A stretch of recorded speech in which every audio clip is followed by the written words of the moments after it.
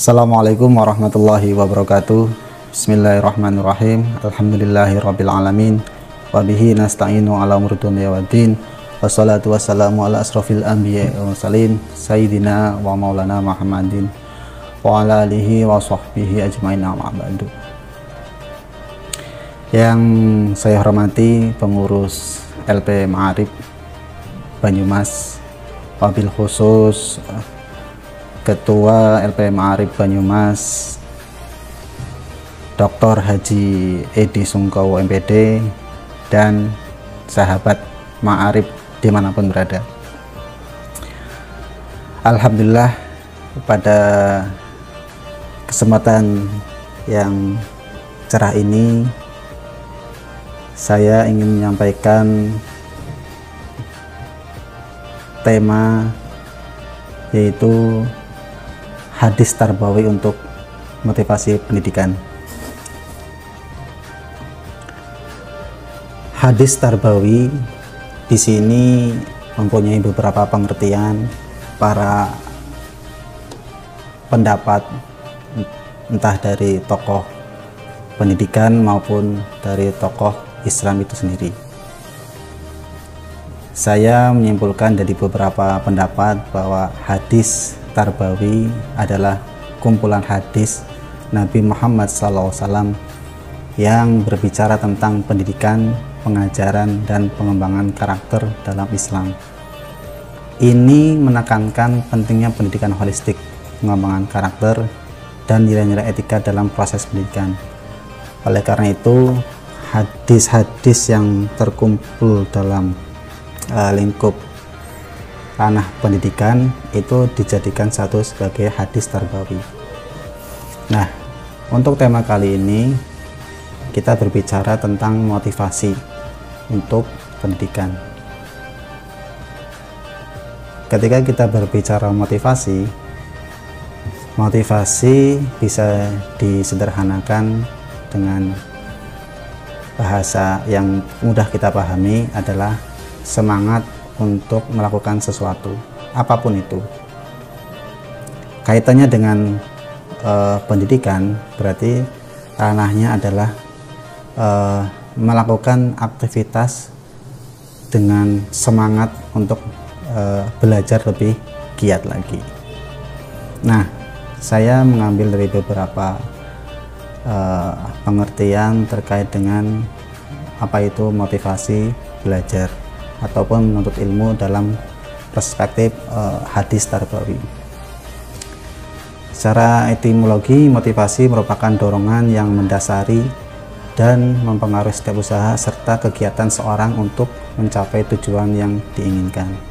Jadi motivasi yang tadi kita bahasa sederhanakan adalah semangat untuk mencari aktivitas kegiatan. Di sini adalah dorongan yang mendasari dan mempengaruhi setiap usaha serta kegiatan seseorang untuk mencapai tujuan yang diinginkan. Jadi ada pencapaian yang diinginkan oleh seseorang tersebut. Nah, ini yang dimaksud dengan motivasi. Dalam maksud adalah motivasi belajar atau menuntut ilmu. Sedangkan secara terminologi motivasi atau menuntut ilmu adalah dorongan yang timbul pada diri seseorang secara sadar atau tidak sadar untuk melakukan suatu tindakan sesuai tujuan tertentu. Hampir sama antara etimologi dan terminologi. Jadi lebih kepada maksud tertentu apa yang ingin kita capai. Di sini ada beberapa pendapat yang saya kutip dari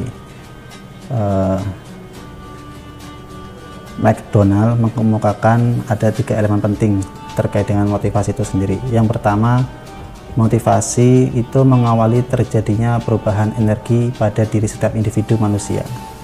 Perkembangan motivasi akan membawa beberapa perubahan energi di dalam sistem neurologis logikal yang ada pada organisme manusia. Ini motivasi secara konvensional, ya, artinya secara umum mungkin. Kemudian motivasi ditandai dengan munculnya rasa atau feeling. Jadi ada feeling itu perasaan yang timbul untuk melakukan sesuatu gitu. Yang ketiga, motivasi akan dirangsang karena ada tujuan. Sama, ini seperti stimulan. Rangsangan itu kan ketika kita ingin melakukan sesuatu pasti harus ada stimulan.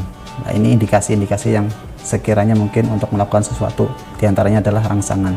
Motivasi akan dirangsang karena adanya tujuan. Baik, itu terkait dengan motivasi pendidikan untuk mencari ilmu.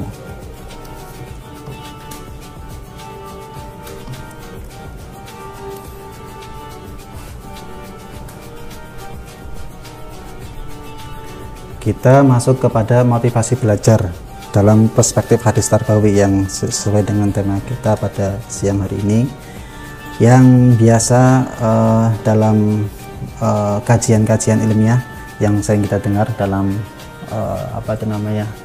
beberapa diskusi, itu yang terkenal dalam hadis riwayat Ibnu Majah. Di sini dijelaskan bahwa dalam belajar atau menuntut ilmu, Islam tidak membedakan antara laki-laki dan perempuan, sebagaimana yang disabda oleh hadis riwayat Ibnu Majah. Qala Rasulullah sallallahu alaihi wasallam, "Thalabal ilma faridatan ala kulli muslim." Dari Anas bin Malik, Rasulullah SAW bersabda, menuntut ilmu itu adalah kewajiban bagi setiap muslim. Oleh karena itu, kita punya kewajiban untuk belajar, karena kita sebagai umat muslim. Di sini hadisnya tidak membedakan antara laki-laki maupun perempuan, sehingga kita sebagai umat muslim, kalau kita pijakannya adalah hadis ini, kita wajib untuk mencari ilmu. Nah, inilah gunanya motivasi belajar dalam perspektif hadis. Kaitannya dengan hadis tersebut, ada tokoh yang mengungkapkan bahwa jika menuntut ilmu dalam pandangan Islam merupakan suatu kewajiban bagi setiap muslim dan muslimah, maka orang yang sengaja tidak menuntut ilmu atau mengajarkan dan menyembunyikan ilmu yang bermanfaat itu akan diminta pertanggungjawaban serta menjadi orang yang rugi. Ini penafsiran dari tokoh Nasih Ilwan. Nasih Ilwan itu tokoh pendidikan dari tokoh Islam yang mengomentari terkait dengan hadis ini. Jadi barang siapa orang muslim yang kemudian dengan sengaja tidak menuntut ilmu atau mengajarkan dan menyembunyikan ilmu, itu dianggap bisa menjadi orang yang rugi. Itu menurut pendapat Nasih Ulwan. Jadi amat merugi ketika umat muslim kita yang mempunyai iman kemudian sadar dengan kewajiban kita, ternyata kita tidak melaksanakan apa yang disampaikan oleh hadis Nabi, tentu kita itu menjadi orang yang merugi. Itu bahasa sederhana. Kemudian menuntut ilmu itu adalah suatu kewajiban bagi setiap insan yang beriman kepada Allah, dan orang Islam yang menuntut ilmu itu, orang Islam yang menuntut ilmu berarti ia telah mentaati perintah Allah dan Rasulnya, karena Allah memerintahkan kepada setiap mukmin untuk menuntut ilmu. Ini sama, masih dalam kaitannya mengomentari dengan hadis tersebut. Tanpa ada perbedaan, agama Islam menganjurkan setiap lelaki dan perempuan belajar serta menggunakan ilmu yang dimilikinya. Juga seseorang itu terus-menerus melakukan pembahasan dan studi. Di sini ada juga sabda dari Nabi yang artinya seseorang itu dapat dianggap seorang yang alim dan berilmu selama ia masih terus belajar. Apabila ia menyangka bahwa ia sudah serba tahu, maka ia sesungguhnya seorang jahil. Ini juga ada hadis yang menyampaikan atau menjelaskan terkait dengan orang alim dan yang berilmu. Barang siapa yang orang alim dan berilmu itu terus belajar tanpa berhenti, kemudian apabila ia menyangka bahwa ia sudah tahu dengan ilmu apa yang sudah ia dapatkan, maka ia sesungguhnya seorang jahil. Itu sangat luar biasa terjemah dari apa hadis tersebut, bahwa orang yang kemudian orang alim yang kemudian punya berilmu, kemudian terus belajar tanpa berhenti, kemudian apabila di suatu hari menyangka bahwa ia sudah serba tahu, kemudian dalam pandangan hadis ini orang tersebut adalah seorang yang termasuk bagian dari jahil. Ini Di sini juga ada pendapat Al-Zarnuzi mengungkapkan secara tegas bahwa betapa pentingnya moral dan akhlak seseorang menuntut ilmu, di mana ia harus mulai dengan meluruskan niatnya. Lah, menurut Al-Zarnuzi ini diawali dengan niat, meluruskan niatnya, lalu menjaga perilaku tabiatnya agar tidak riak, sombong oleh ilmu yang sudah diperolehnya, karena sombong dan berlebih-lebihan adalah haram. Dan untuk menjadi sifat tersebut dengan mempelajari dan mengetahui ilmu dan hikmah sebaliknya. Jadi menurut tokoh Al-Zarnuzi ini, sebelum kita melangkah jauh untuk mencari ilmu, lebih bagusnya itu diawali dengan niat yang baik. Kita sering mendengar bahwa segala sesuatu itu tergantung pada niatnya. Innamal a'malu binniyat, bahwa segala sesuatu aktivitas itu tergantung pada niatnya. Lah, ini Al-Zarnuzi menyoroti sampai seperti itu. Jadi sebelum kita melangkah jauh melakukan aktivitas apapun, termasuk dalam ranah belajar maupun dalam ranah pendidikan, itu diawali dengan niat yang baik. Nah, ini pandangan terkait dengan Al-Zarnuzi terkait dengan pendidikan. Ada juga menyebutkan dalam hadis riwayat Tirmidzi yang artinya seorang mukmin tidak akan merasa puas dengan kebaikan dan ilmu yang diterimanya, sehingga surga menjadi tempat kepuasannya. Ini ada pendapat hadis riwayat Tirmidzi. Jadi seseorang mukmin tidak akan merasa puas dengan kebaikan. Artinya di situ mungkin yang saya pahami bahwa seseorang mukmin itu jangan putus asa dengan apa yang sudah diperolehnya. Harus semangat belajar, ya tidak ada hentinya gitu, sampai ilmu yang diterima sehingga surga menjadi tempat puasanya. Jadi harus maksimal dalam mencari ilmu gitu. Jangan kemudian sudah tahu sedikit hadis kemudian sombong merasa mungkin seperti itu. Nah, lebih lanjut terkait dengan pendidikan.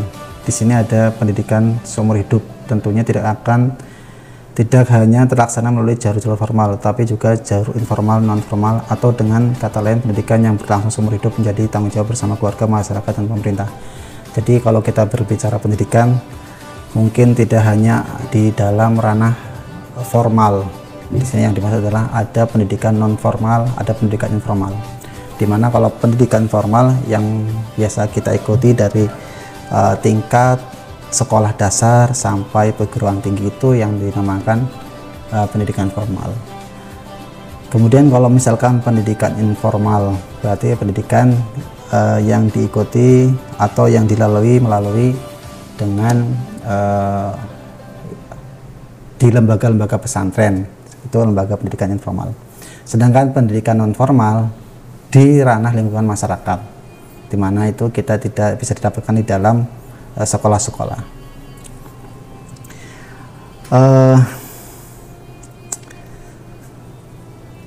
Kemudian kalau kita kembali lagi kepada hadis tadi terbawi, bahwa banyak sekali yang berbicara terkait dengan pendidikan dalam hadis. Tadi yang kita sudah jelaskan di awal bahwa tadi tolabul ilma fardhatun ala kulli muslim, bahwa setiap umat muslim yang beriman diwajibkan untuk mencari ilmu, entah itu laki-laki maupun perempuan. Kita sudah jelas kalau kita misalkan umat muslim yang beriman, ya wajib untuk mencari atau menuntut ilmu. Tanpa kita sadari, kalau kita tidak melakukan hal itu, berarti kita termasuk orang yang merugi. Kemudian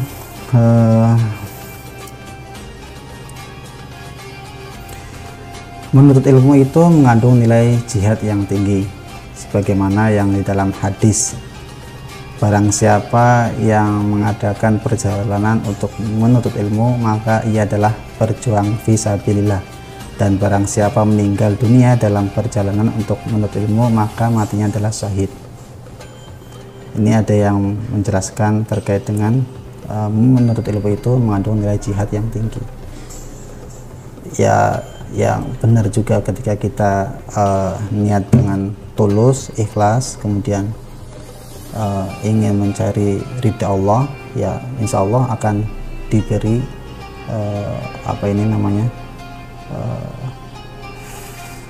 ganjaran gitu, sampai sehingga maka matinya pun adalah syahid gitu. Orang yang menuntut ilmu ketika dalam proses perjalanannya kemudian kok meninggal, ada yang menyamakan atau menjelaskan bahwa matinya adalah yang syahid gitu. Prinsip yang telah ditetapkan oleh Rasulullah SAW ini telah tersiar luas untuk memberikan dorongan kepada masyarakat supaya menuntut ilmu dan bersedia menghadapi segala kesusahan dan penderitaan yang biasa ditemui oleh orang-orang yang ingin menuntut ilmu. Ini adalah maksudnya adalah kita sudah diberi contoh oleh Rasul untuk belajar giat, semangat tanpa harus putus asa gitu. Lebih lanjut, Al-Jarnuzi menuturkan dalam menuntut ilmu maka sebaiknya pelajar mempunyai hati tabah dan sabar dalam belajar kepada gurunya. Ini lebih kepada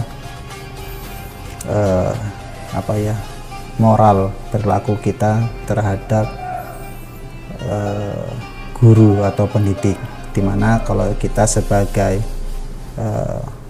murid atau santri ya kita harus mempunyai sifat atau mempunyai perilaku yang baik, kemudian mempunyai sifat yang sabar. Ini yang dimaksud dengan Al-Jarnuzi, mempunyai hati yang tabah, sabar dalam belajar kepada gurunya. Dalam mempelajari suatu kitab misalnya, jangan sampai ditinggalkan sebelum sempurna dipelajari, dan suatu bidang ilmu jangan sampai berpindah pada bidang lain sebelum memahami benar-benar paham.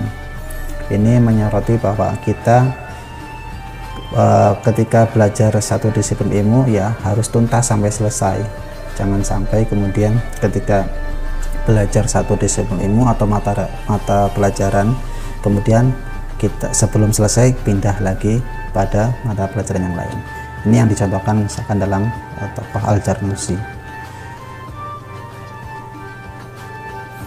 Kemudian ilmu yang bermanfaat itu termasuk salah satu dari 3 amalan yang terus berguna hingga mati. Ilmu yang bermanfaat itu termasuk salah satu dari 3 amalan yang terus berguna hingga mati.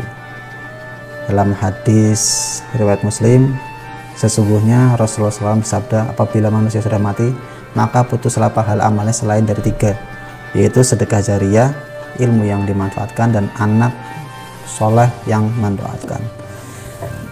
Di sini kalau kita tarik bahwa kategori dalam ranah motivasi belajar pendidikan, ada yang dinamakan ilmu yang bermanfaat. Dari hadis ini, sabda Rasulullah SAW itu menyadarkan manusia untuk mencari yang bermanfaat bagi kehidupan dunia dan akhirat, serta mewariskannya kepada generasi berikutnya, terutama kepada anak-anak sendiri. Dengan bermodalkan ilmu yang bermanfaat itu, seseorang dapat meraih ketiganya, yaitu dapat menjadikan anaknya putra yang soleh, kedua melalui mengajar orang akan dapat rezeki yang akan dijadikan amal jariah. Dari hadis ini kita bisa menjumpai bahwa ketika itu diantara salah satunya adalah ilmu yang dimanfaatkan, ilmu yang bermanfaat. Jadi kalau saya sederhanakan, ilmu yang bermanfaat itu ya ketika kita sudah menimba ilmu atau kita sudah belajar mencari ilmu, kemudian ilmu itu bisa bermanfaat untuk orang lain, entah untuk diri sendiri maupun untuk orang lain. Jadi kayak dalam ayat Al-Quran itu anfa'hum linnas, bermanfaat untuk orang lain. Jadi banyak sekali manfaatnya ketika kita belajar tentang ilmu pengetahuan, entah itu pengetahuan umum maupun pengetahuan tentang agama Islam. Nah, dari situ ayat hadis ini menjelaskan bahwa ilmu yang bermanfaat itu ya diantaranya adalah ketika kita belajar kemudian diamalkan. Kalau kita tadi lihat di atas, kalau misalkan kita sudah belajar kemudian kita sudah tahu kemudian kita tidak diamalkan, disembunyikan, itu yang menjadikan adalah dalam hadis itu adalah orang yang merugi.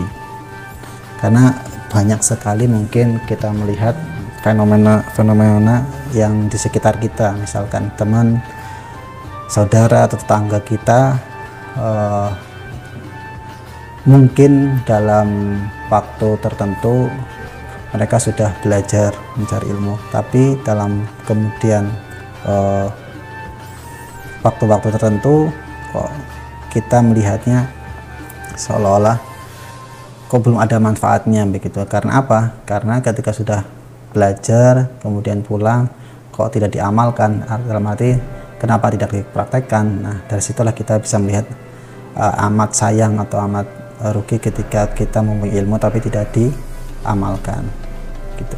Banyak sekali contohnya, misalkan kalau orang-orang yang sudah belajar, tamat sekolah, tamat pesantren, kemudian harus diamalkan. Contoh misalkan kalau dalam ranah pendidikan ya berarti guru atau dosen.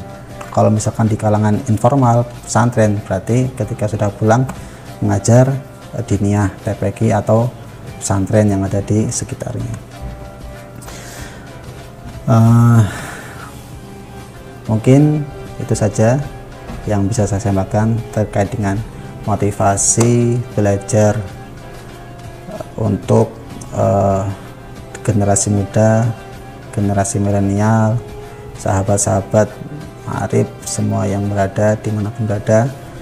Ketika kita tetap semangat belajar sampai kapanpun, kita insya Allah mendapatkan pahala, mendapatkan kemudahan, mendapatkan berkah dari apa yang sudah kita pelajari semua itu.